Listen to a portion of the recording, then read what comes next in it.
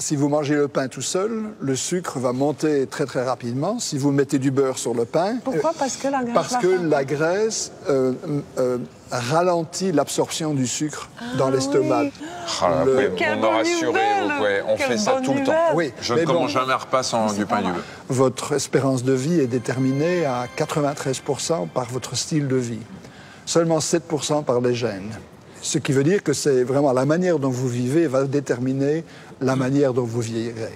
Et une personne normale peut s'attendre à une augmentation d'espérance de vie de 12 à 14 ans. Oh my God! Uniquement sur la base de style de vie. En bonne santé? En bonne santé.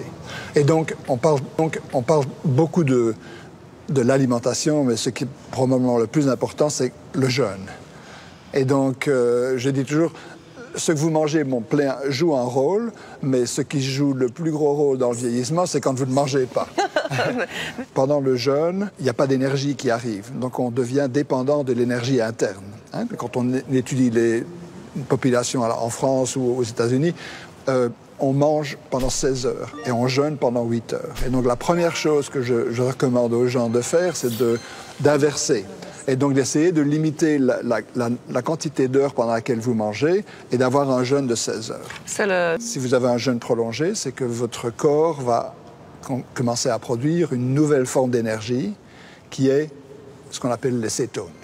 Et ces cétones, comme forme d'énergie, sont la forme d'énergie la plus propre. Donc ça veut dire si on n'a plus de sucre dans le corps va commencer à brûler la graisse. Exactement. Et c'est cette énergie-là qui va obtenir, oui, va être plus bénéfique, oui, pour le métabolisme. Exactement. Et c'est là où on va gagner en espérance de vie, finalement. De manière très globale, c'est l'idée. Et donc, ce que mon labo a montré il y a une dizaine d'années, c'est que les cétones sont non seulement une forme d'énergie, mais elles envoient des messages dans toutes les cellules qui disent, elles ont un effet, par exemple, antioxydatif. Ce qu'on a fait dans notre laboratoire, c'est générer une nouvelle molécule de bêta-hydroxybutyrate. Donc, vous pouvez l'ingérer. Et une fois que vous l'avez ingéré, pendant les 4 à 6 heures après, vous allez entrer dans un état de cétose qui est similaire à ce que vous auriez après un jeûne de 18 à 22 heures. C'est ce qu'on a fait il y a une demi-heure.